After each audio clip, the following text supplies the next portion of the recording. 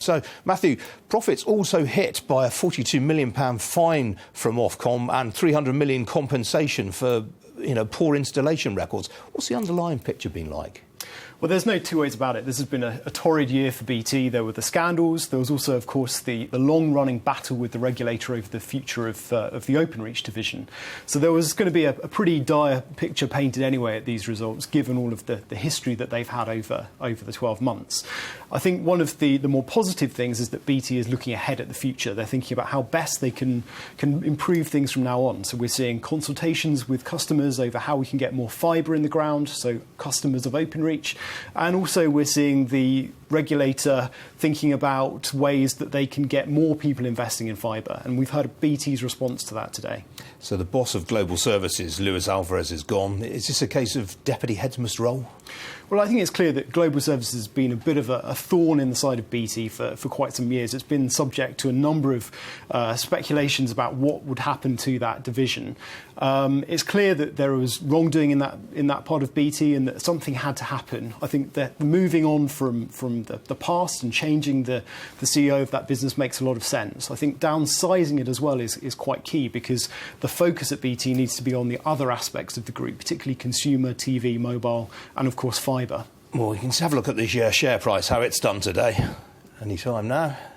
There it is, off 4.5% today. So over the last 12 months, BT's total shareholder return has been down 25%, while the FTSE's up by 23%. Is that enough for Gavin Patterson, the CEO, to go as well, do you think? I think things would be different for Gavin if they didn't get the deal with Ofcom that they wanted in terms of keeping hold of Openreach. And of course, I think the bets that Gavin has made around sport, TV, acquiring EE to boost the mobile capability have been the right ones. Those are the divisions today where we saw the more encouraging signs of growth. I think Gavin's got time to show that that was a right decision, and moving away from Global Services is the start of that process. Now, the other big news that we had today is that BT Openreach is prepared to start talking to competitors like TalkTalk, Sky, which owns Sky News, of course, and Vodafone, about investing more in fibre to the premises. Now, Openreach had previously said there was no demand for that. What seems to be behind this change of heart, do you think? Well, ultimately, it comes down to the fact that the regulator is pushing BT and others to invest more in fibre, getting fibre all the way to the front door of homes and businesses across Britain.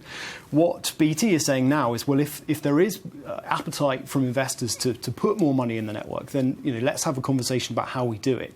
Of course, you've got the regulator on the other hand saying that the price of fibre should be regulated at a wholesale level, so the price that the operators charge each other for accessing that network.